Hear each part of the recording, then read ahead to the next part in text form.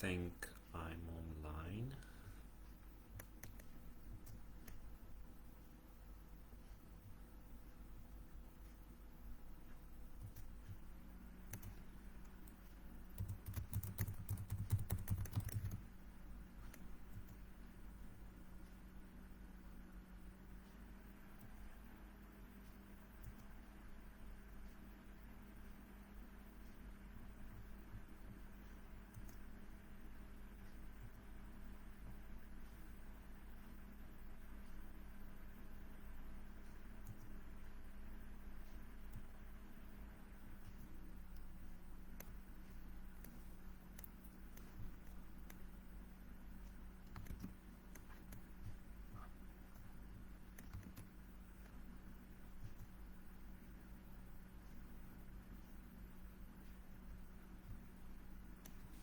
Okay, I think we're online. Hello.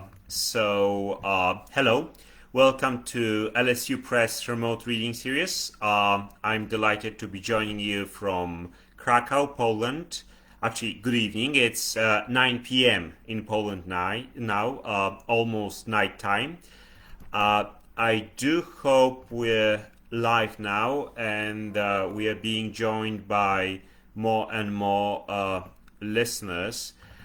Maybe we'll wait a few moments to let people log on, and I see that there's 7 people attending. 9 now. Okay. So let's take a few seconds to let people log on. I do hope my laptop doesn't crash. It did that yesterday, and I do have my mobile phone as a backup in case something happens. Okay. Hello? Hi there. Hello? More and more people are joining us. Fantastic.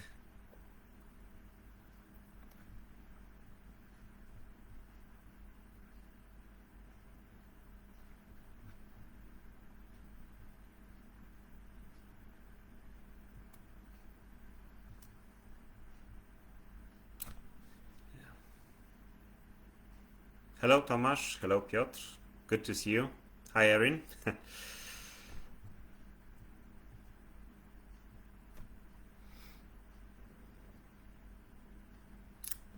Fantastic.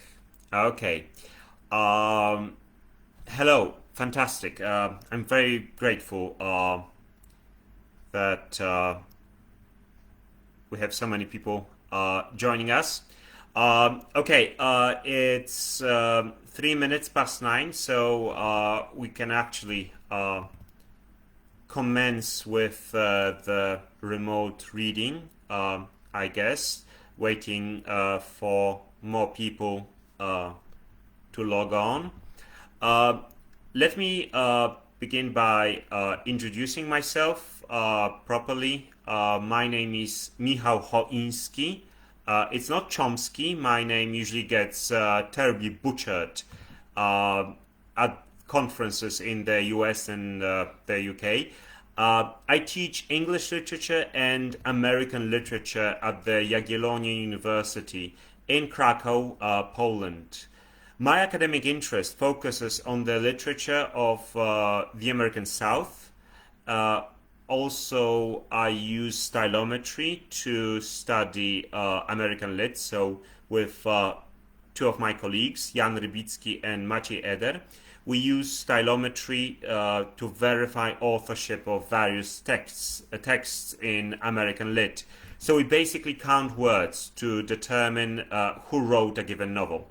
I'm also a poet. My recent poetry collection, Gifts Without Wrapping, was published in the UK last year. But the reason we're meeting online today is this book, Sudden Hyperboles, Metafigurative Strategies of Narration, which was published by Louisiana State University Press. in May this year, and this remote reading series is dedicated to exactly that monograph. I see more people are joining us. Hello, hi. So I'd like to start with some preliminaries. First of all, let me thank LB Kovac for inviting me to take part in the remote reading series. And for I'd like to thank her for organizing this event. Thank you very much for having me.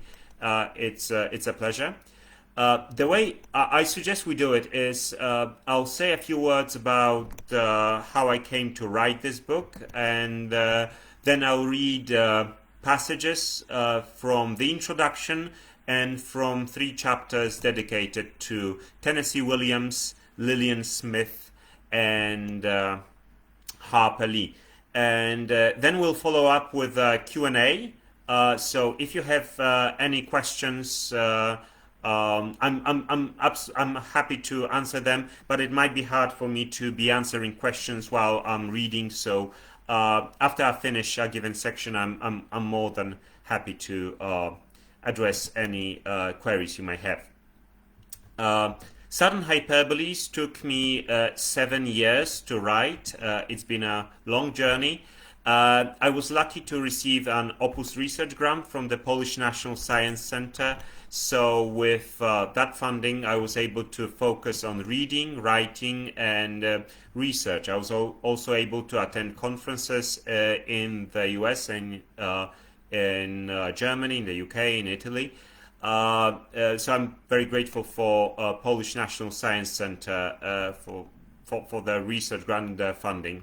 The general idea behind the book was that on some meta level, Southern authors, the authors who originate from the American South, like Tennessee Williams, William Faulkner, Lillian Smith, or Flannery O'Connor, use hyperbolic language.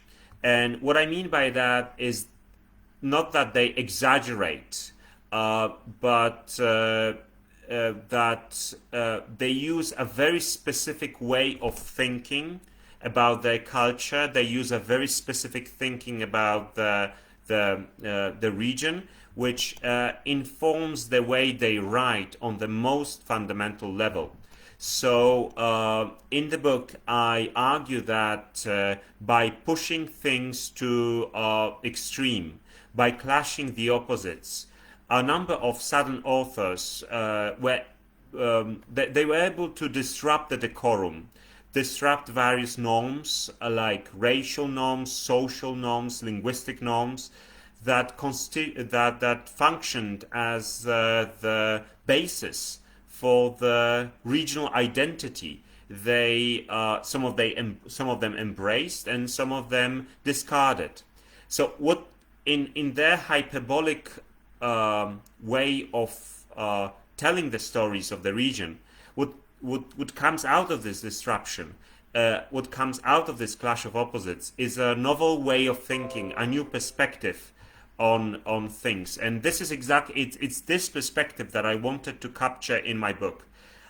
You may ask, why is it that I identify this mechanism of clash of the opposites, of pushing things to the extreme with the South? Well, you may argue that all art, all literature is exactly about the challenging of the status quo. So why is it not that why aren't we talking about the hyperbole of the American West or New England hyperbole? Well, if you think about the Southern society, the decorum has played a pivotal role in its formation. The racial norm, the gender norm, the social norm, all these norms were the basis of the society. So the Southern authors had to challenge this decorum in order to enter into a dialogue with the culture that created them. That would explain, among others, the reason why the literature of the American South is so strongly preoccupied with the grotesque, among others. So in this book, I look at 7 authors who use hyperbolic narration to enter into a dialogue with their culture. And I differentiate between 7 different hyperbolic strategies used by Catherine Ann Porter, William Faulkner, Lillian Smith, Catherine Dupré-Lampkin, Flannery O'Connor, Tennessee Williams, and Harper Lee. All the novels, all the dramas, all the short stories I analyze in my book were written between the 1930s and the 1950s.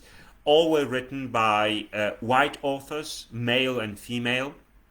The reason why I focus on white authors is that the use of the sudden hyperbole in the case of writers of color is that's a completely different subject that deserves a book in its own. Like Richard Wright would be a perfect example of a writer who uses this kind of hyperbolic language of opposites.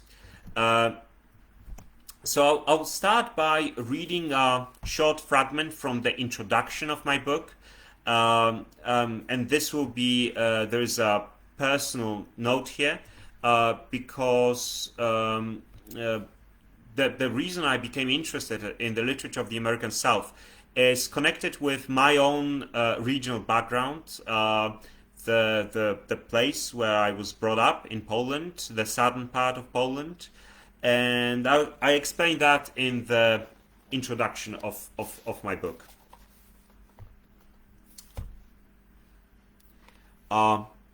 This book springs from my enduring fascination with the literature of the American South. Ever since I started teaching Southern fiction almost 10 years ago, I have been increasingly preoccupied with its distinctiveness, as well as with what one of my students once described as exotic rhetoric. Certainly, part of my growing interest was connected with my own regional background. I was brought up in Galicia, in the southern part of Poland, which is notorious for its dedication to social propriety and religious traditions, and a propensity for nostalgic myth-making, especially in the context of Poland's troubled history. Thus, I have felt an understandable affinity with the tensions rooted in the literature of the American South. And I wanted to learn more, particularly in terms of understanding the language principles behind the literature I came to be so much fascinated with. In the introduction, I quote William Styron's Sophia's Choice. I will not be reading this quotation here, but you may check it out. It's a beautiful passage in which William Styron likens the small villages of Galicia near the Narew River with small hamlets of Arkansas. And this description I'm reading from the introduction again, this description helped me to comprehend the drive behind my enduring interest and an intuitive sense of affinity. But the issue of stylistic denominator of Southernness returned to haunt me, as it were, and required more than a single quote, even from such a writer as Styron. Thus, in my research for this book, my ambition was to try to study texts by various Southern authors in search of their common rhetorical voice.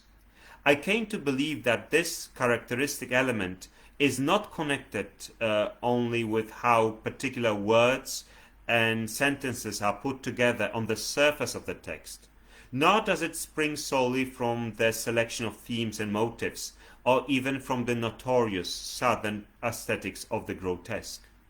In Southern Hyperboles, I wish to argue that the answer to my research inquiry stems from how the texts in question are formed on a figurative abstract level, and how they are framed by patterns that often remain hidden, but nonetheless govern the overall artistic rules of engagement. My analysis aims to demonstrate how the thoughts of Southern authors operate through the text and to describe the kind of figurative processes of comprehension that are triggered by a nexus of interlocking regional and social factors. I'll skip two short paragraphs. The underlying argument behind Southern Hyperboles is that a number of novels, short stories, and dramas written by various contemporary authors of the American South are, to a large extent, governed by the figurative hyperbole. This mode relies on a clash of opposites and on the rapid intensification of disharmonious ideas that are pushed to the extreme, disrupting the established decorum. Through hyperbole, the contrasts are escalated and the sense of the normal is disrupted. At the moment of the merger of the impossibility and possibility, the triggered recipient experiences a shock. But this state of confusion is only momentary. Once the mind of the reader recovers from the jolt, hyperbole allows him to reach or her to reach a new understanding of the surrounding world. Ultimately, the hyperbolic mode becomes a generator of thought and meaning. That was me reading from the introduction, in which I tried to explain the basic thinking behind the book. And from the introduction, I moved to the discussion of the history of hyperbole. It's a fascinating history that takes us from the classical notion of the decorum, of proportions of the norm, to the postmodern disruption and the postmodern deconstruction of the idea of what is norm. In other words, I focus on the grotesque, I focus on how the world, the classical world of Aristotle, in which there is a label for everything, including the label maker, just does not hold, and in which the artificial constructs regarding the racial identity, the regional identity, become obsolete, and in which these ideas need to be revisited. And they were revisited by a host of Southern authors who challenged the decorum. And by challenging the decorum, they challenged their own background. In the next chapter, I focus on the way the South was looking upon itself. So I look upon Southern fiction and Southern culture on the meta level. I'm trying to figure out by looking at by discussing a number of authors who talked about the American South, including Cash, his famous study "The Mind of the South," including a number of more contemporary accounts. I seek to show the way the Southern decorum became the cornerstone for the thinking about the region, which was then obviously projected upon the movies that were shot in the South, and obviously what's of utmost importance for me, on the short stories, on novels, on dramas that were written by Southern authors. So what follows is, in my book, 7 chapters dedicated to different authors who were brought up in the American South and who, through their writings, entered into this fundamental dialogue with themselves. I'd like to read a fragment, a section from a chapter called Breaking Out of Hyperbole. This is a chapter dedicated to 2 women brought up in the South, Lillian Smith and Catherine Dupré-Lampkin, these two women in their writings challenged the principles of their upbringing, which was obviously full of racism and full of and that took place in the Jim Crow South during the time during the segregation, racial segregation. So in their writings, what they write are basically so-called Southern social autobiographies, books in which they negotiate their troubled relationship with the region they originate from. So I'll read a passage from the opening section of this chapter in which I talk about the way the social autobiographies, Southern social autobiographies, rely on the hyperbole. In social autobiographies, there is both a violent act of self-purging and an equally violent yet ultimately more constructive act of creation. What makes social autobiographies particularly interesting is that they recount, step by step, the linguistic means the authors employed to separate themselves from their cultural heritage. They are searching, testing the borders of the inside and the outside of the culture. Surely the overall purpose of each of these texts is different. Sometimes sudden social autobiographies serve as a gateway to redemption of past sins. Sometimes they are used by their authors to argue white victimhood, and sometimes they are simply vehicles of sentimental reminiscing.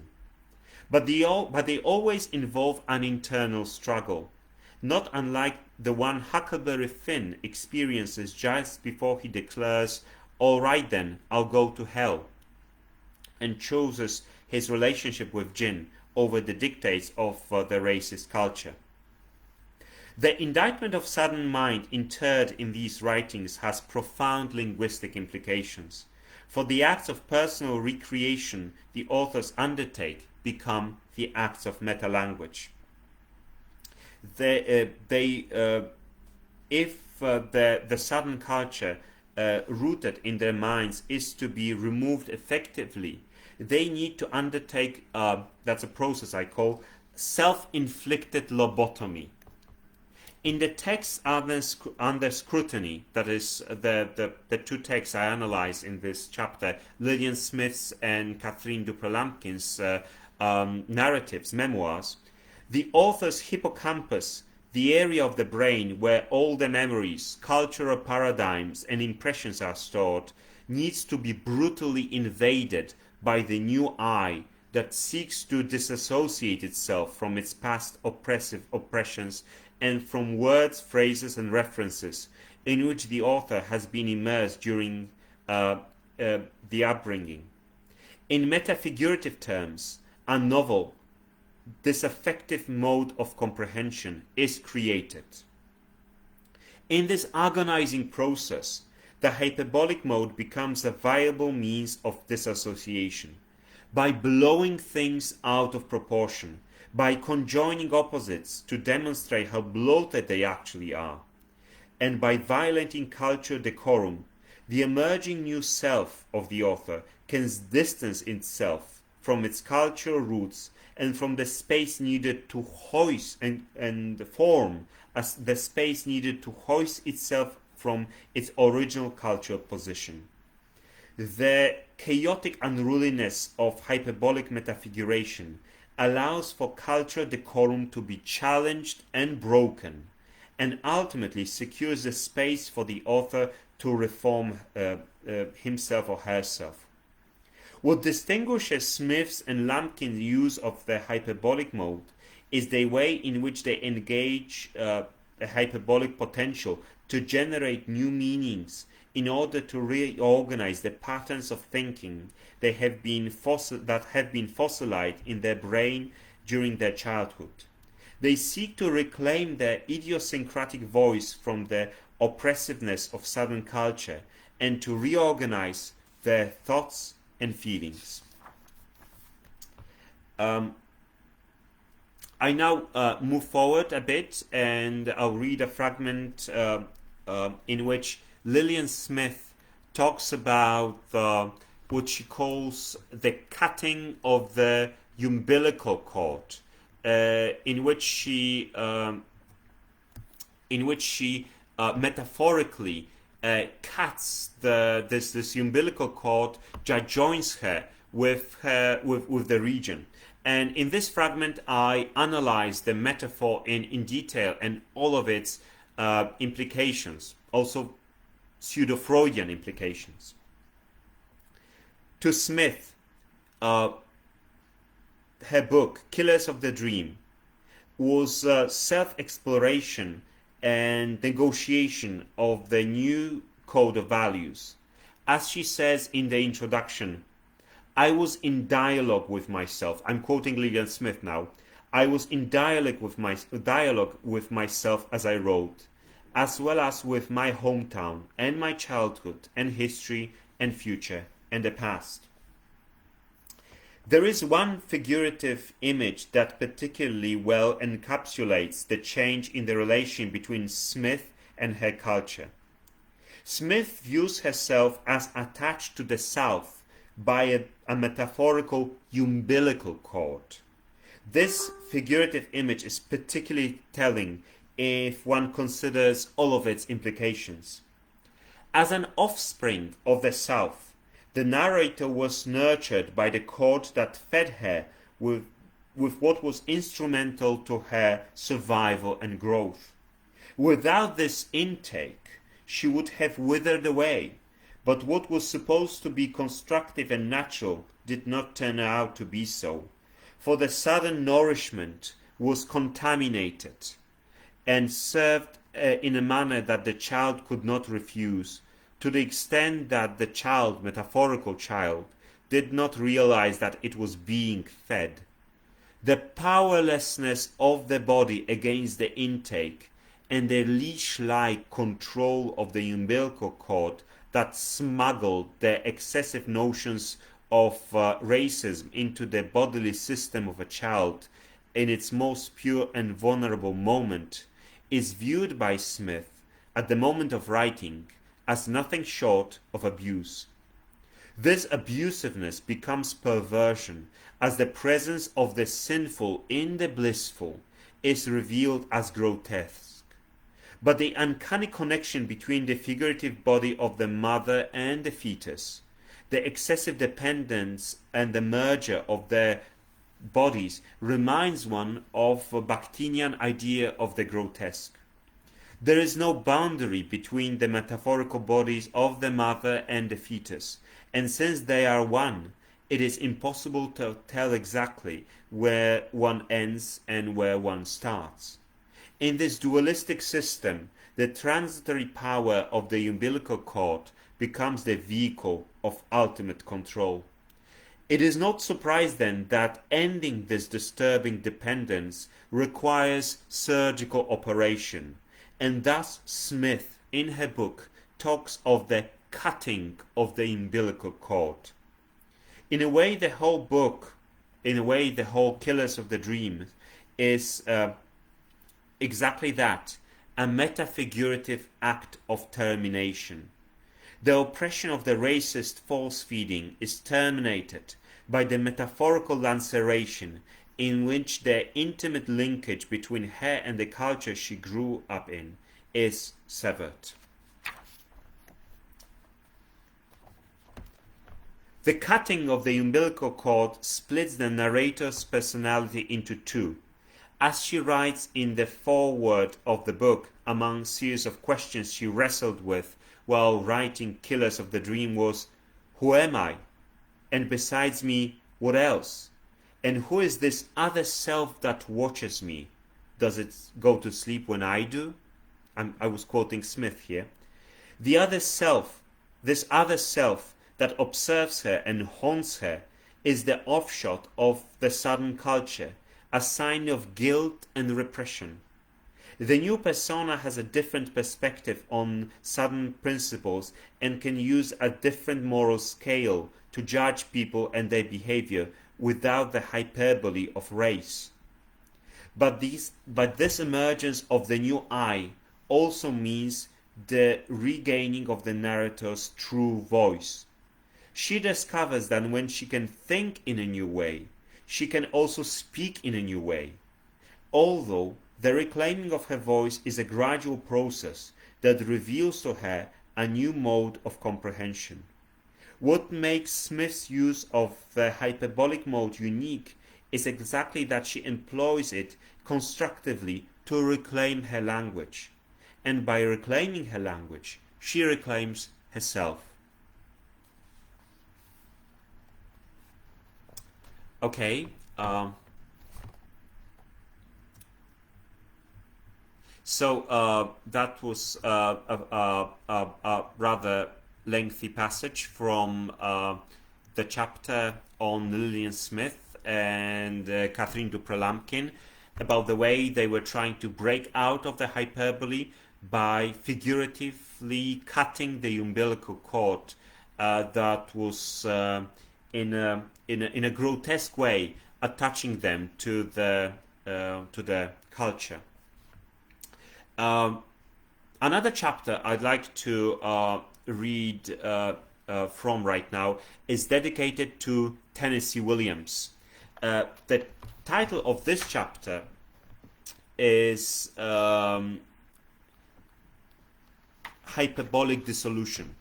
So while Lillian Smith and Catherine Dupré-Lampkin used the hyperbole to lacerate their connection with the oppression of the Southern culture, Tennessee Williams's use of the hyperbolic mode is very much different.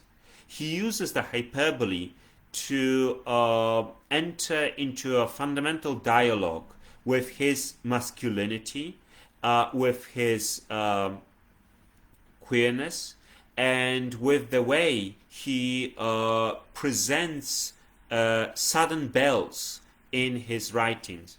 So obviously I draw on Tennessee Williams's story of how his sister Rose was put into an asylum, and that for Williams was a source of a deep trauma. His sister Rose was from his entire family the only person he felt really attached to. He resented his father Cornelius, who had problems with Williams's interest in arts, and he resented his mother, puritanical mother. Rose was the person Tennessee Williams felt the deepest connection with, and when she developed the first symptoms of mental illness, he was devastated. So Williams's treatment, Williams's representation of Southern belles in his fiction, Glass Menagerie, in Glass Menagerie, in Streetcar Named Desire, in Portrait of a Lady, in Portrait of a Madonna, is reminiscent of this memory of Williams's sister Rose, who's being forcibly put into a mental asylum and then lobotomized, or one of the first lobotomies in the US ever was Tennessee Williams's sister.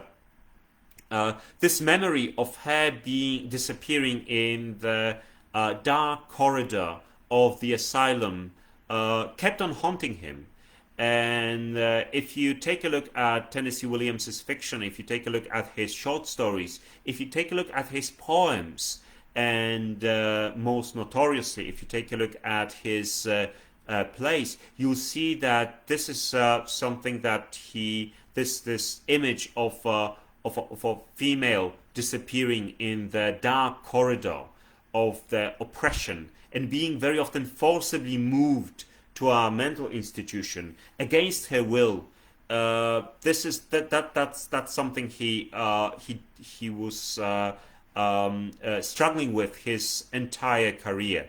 And my argument in the chapter dedicated to Williams, hyperbolic dissolution, my argument is that Williams used the hyperbolic mode to show how sudden bells collapse under the oppression of the patriarchal culture of the American South. In the chapter, I take a look at a few plays by Williams, but the chapter opens with my discussion of two short dramas, Portrait of a Madonna and Hello from Bertha. And I'll read to you a fragment of my discussion of Portrait of a Madonna, an incredibly depressing drama, in which an elderly sudden belle is locked up in a small claustrophobic apartment up north, and she cannot form any kind of attachment to the world surrounding her, and she collapses and finally dissolves under the pressure of the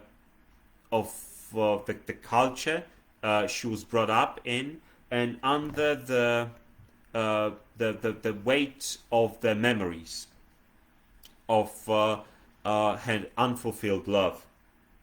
Portrait of a Madonna is a claustrophobically dense play, and it testifies to the violent power of the hyperbolic that preceded the climactic moment of Miss Collins's drama. Miss Collins, this is the character from Portrait of a Madonna.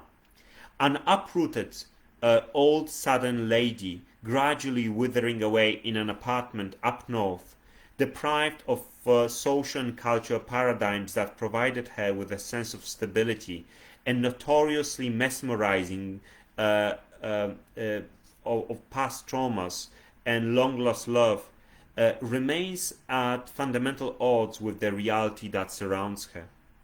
All the elements that make her up, her outdated manners, her attire, the notorious pink ribbon, and her obsolete mindset, are strategically intensified by Williams to set her in contrast to the space and the people around her, turning her into a walking grotesque. Miss Williams's behavior matches her look. As an upright belle, she remains incurably passive, waiting for the kindness of strangers and claiming that Southern belles were, quote, never brought up to manage financial affairs, end of quote.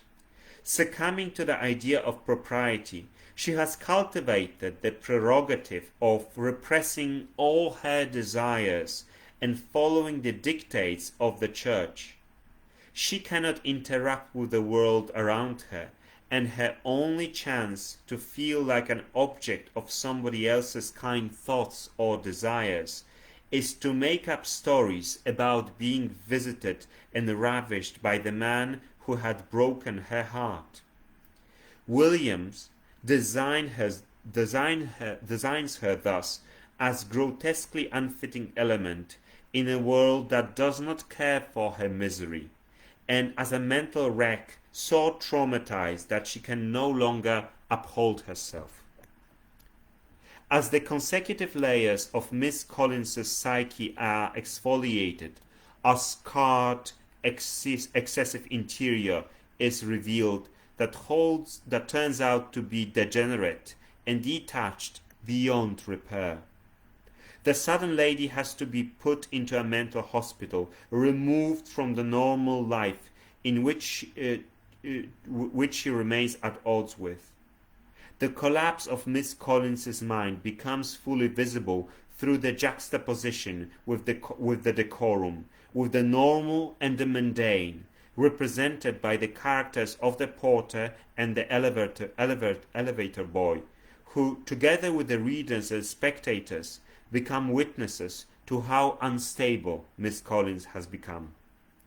On the outside, her grotesqueness may be apparent in her awkward, worn-out clothes and her manners, but essentially it is the result of her inability to establish a connection with the world around her that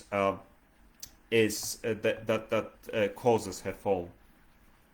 In Tennessee Williams's world, time is never a healer.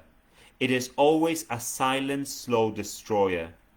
And for Miss Collins, the flow of time involves a particularly disintegrative decay. She is obsessively anchored in a different reality in which she can still hope for a happy ending to her life story.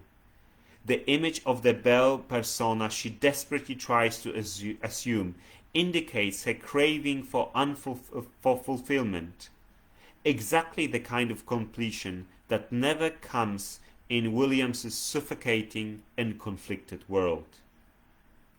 The illusory nature of her hopes and the cultural and religious roles she would like to expect to assume collide violently with her confined, barren life. This decay is intensified with time and pushed towards the climactic moment of her ultimate disintegration. The faded Belle clings to her supposedly inherited respectability and veneration. As the last remaining anchors of sanity, Miss Collins keeps on saying that she is the preacher's daughter, and she keeps on pointing to her background as a Southern lady. Thus, what is most haunting for her is the constant reliving of the traumatic experience of having her woe shamefully exposed, of having been caught without her umbrella in full daylight, quote, penetrated by the eyes of the woman to whom she lost her mating rivalry, and whom Richard, her lover, chose over her. Since, just like Blanche Dubois, sunshine unmasks her misery, Miss Collins remains a creature of shadows and of dim memories. She lives by the ghosts of the past, and she lives for the ghosts of the past. She is haunted, and she ultimately turns into a ghost herself.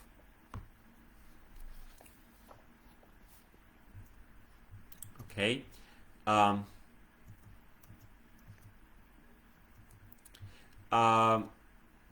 I will now read two passages from another chapter called To Kill the Watchman. And this chapter is dedicated to Harper Lee. Actually, it's dedicated to Harper Lee's two books. To Kill a Mockingbird, an evergreen classic of American literature, and Go Set a Watchman, a book that was released 4 years ago, and the book that was in the spotlight of the entire community of American studies. For we all thought that Harper Lee, who's an elderly lady during the when Go Set a Watchman was published, we all thought that we'd remember Harper Lee as the author of one novel, and surprisingly, the manuscript of another novel was discovered, and when it was published, obviously, this re-enkindled the interest in Harper Lee, yeah. So in this chapter, I juxtapose the two books.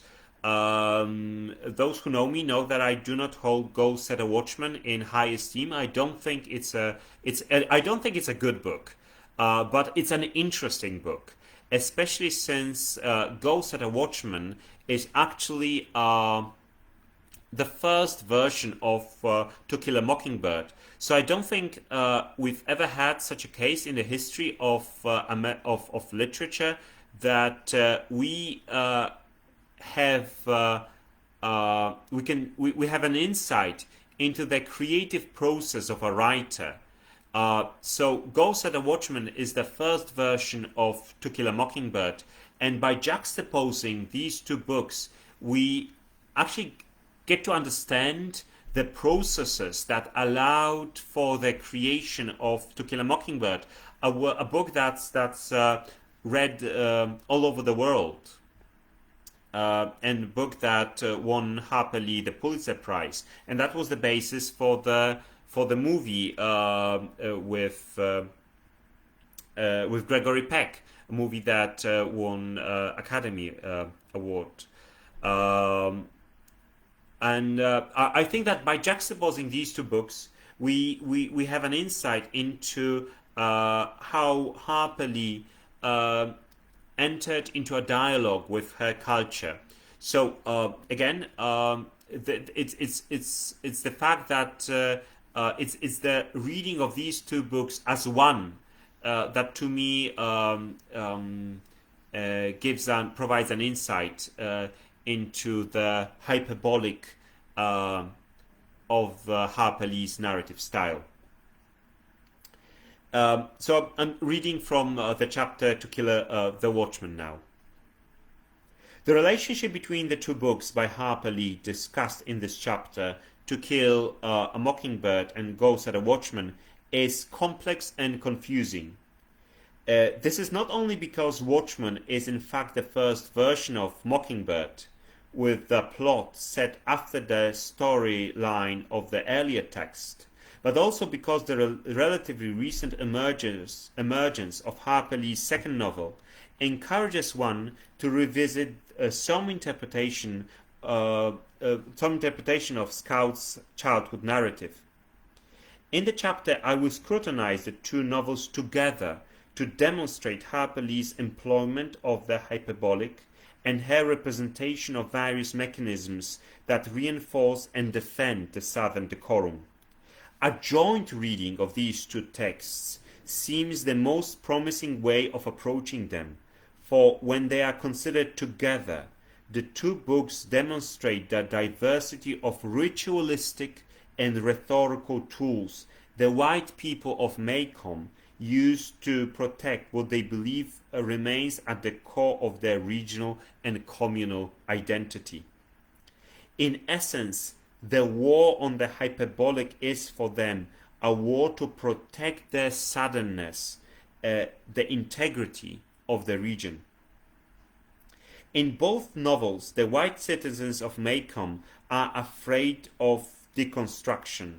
They are afraid of the hyperbolic and the power of the excessive to dismantle their racial and social norms.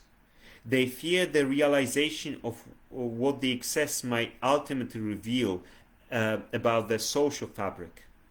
In their haunted and troubled reality, this may mean the subversion of the social order they struggle to maintain, and more importantly, the subversion of their racial and economic status. Any sign of excess or unruliness is viewed as dangerous because it may eventually lead to the reorganization of social semiotics and the collapse of a system whose morally shaky foundations can hardly be sugar-coated or covered by fabricated myths. Hence, all the efforts of the community members in Lee's novels are aimed at reinforcing the decorum and mitigating the unruliness of those elements of Maycomb world that are deemed excessive and thus potentially disruptive for Southern racial divides.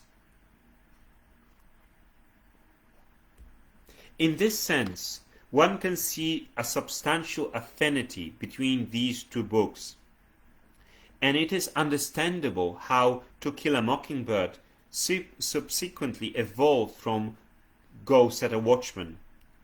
Unlike in the case of, for instance, Lillian Smith's autobiography, here the hyperbolic is not a fraught meta-narrative means for the emancipation of the self from the dictates of the regional decorum. In both novels, in both Lee's books, as both of these books were written 20 years later than Smith's, they were propelled by a different artistic drive. In the case of Macomb narratives, the hyperbolic becomes the feared other of the Southern norm, which reflects the fears of the community back at them and exposes the region's racial and social prejudices. In the case of Lee, the figures of excess, like the unruly rabid dog or the homecoming protagonist who is, I'm quoting Lee now, losing her mind, become a means through which Lee herself tests the limits of her regional background and its paradoxical coherence. In Macomb, the excessive is always a threat that arrives from within, a homely element of the system that was transformed by the unruliness of the hyperbole and broke away from the gravitational pull of Dixie. The excess roams free, driven by impulses that cannot be contained by the prescriptive culture modes and social conventions. Its uncontrolled nature is constructed as an aberration of the decorum and a communal hazard. Thus, Lee shows how the fear of hyperbolic unruliness mobilizes the people of Macomb to activate different protective mechanisms of counter-attack and reprisal, of both physical violence, like in the failed lynching in To Kill a Mockingbird, or rhetorical manipulation, as visible in Go Set a Watchman. In this case, the two books, considered as one portrait of Southern opposition to excess, serve as a meta-narrative way to understand the factors that remain instrumental for the establishment of Southern identity. Okay, and I think I'll stop now, leaving 10 minutes for any questions you may have.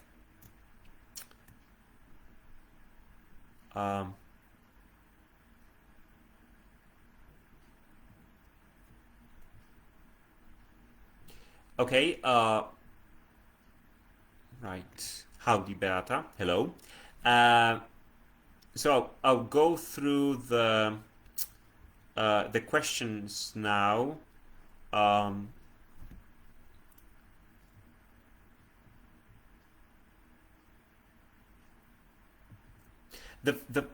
James asks, what authors or texts first made you aware of the hyperbolic elements in Southern literature? I think it was at the same time Lillian Smith, Killers of the Dream. I actually have the book here, right? Lillian Smith's Killers of the Dream. When I read Lillian Smith's account of her upbringing in the South, I saw that she, as I tried to prove in the fragment that I was reading to you a moment ago, she was trying to she was adopting a very specific rhetorical strategy to distance herself from her upbringing. And it is exactly this, her narrative about the ghosts that haunt the South, that made me realize that she's using hyperboles not as adornments, not as beautifiers, but as a way of thinking. And another author that made me aware of this process, that was William Faulkner. When I read his two short stories, one, A Rose for Emily, one of the most famous stories by Faulkner, and Dry September. I saw that, and these I discussed both of these stories in my book. So yeah, the next question.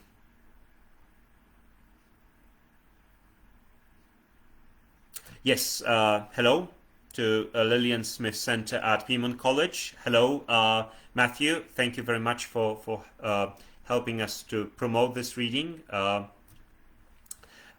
You chose, LB asks, you chose to focus on 7 white authors. How did you choose those 7?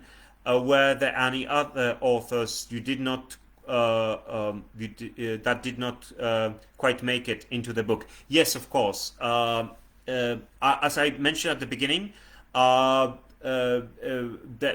is a host of African American authors, Richard Wright being the obvious choice, in whom I see the hyperbolic figurative strategies as well. And as far as white authors are concerned, Carson McCullers was another author whom I thought about including, but the book had its limitations, and I wanted to select the 7 authors whose strategies were most diverse and distinct, thus painting a most diverse image of the hyperbolic in Southern fiction.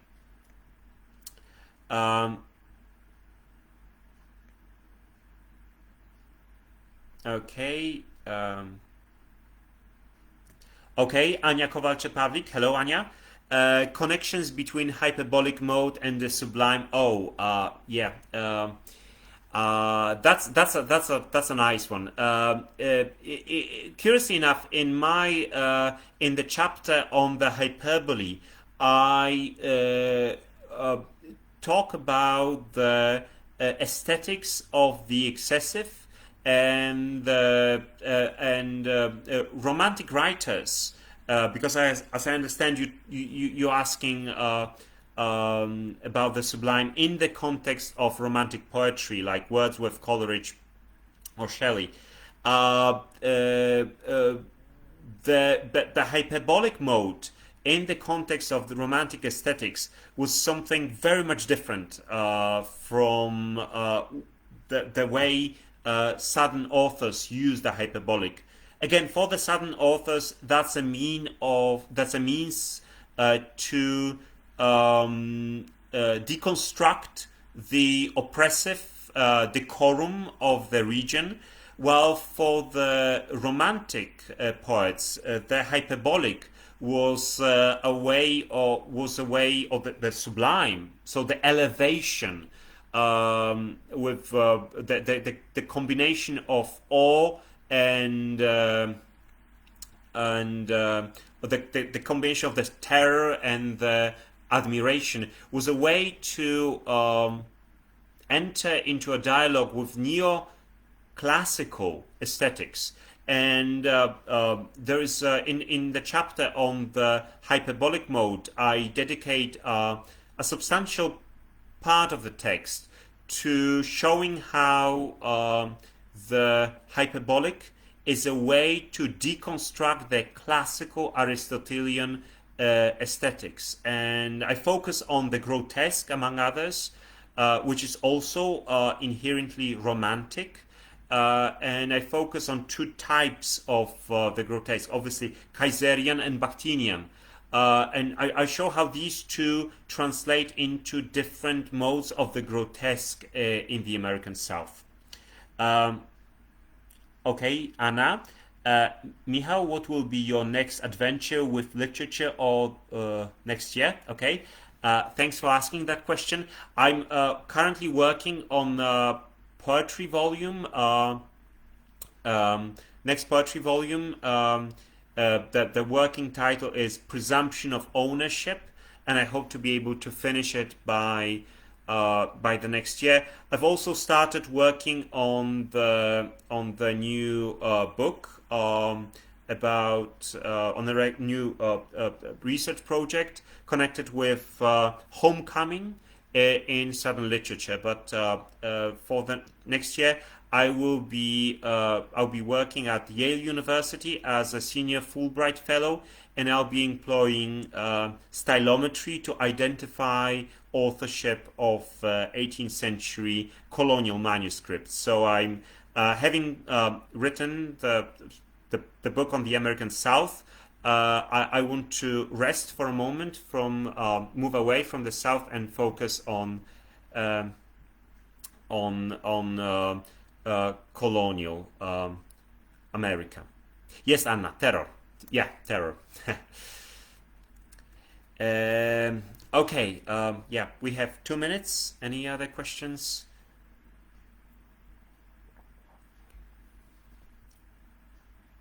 Okay, if not, thank you so much for everyone who thank you so much for everyone who logged on. It was a pleasure and a delight. Yes, once again the book Southern Hyperboles by Louisiana State University Press in Southern Studies series. Yeah. I'm really grateful for LSU. I'm really grateful that LSU allowed me to read some passages from the book and discuss it here. And once again, thank you very much to everyone who logged on, and thank you very much for the questions. And yeah, as I understand, the video will be available on the YouTube channel of LSU Press and as well as on Facebook. Thank you so much.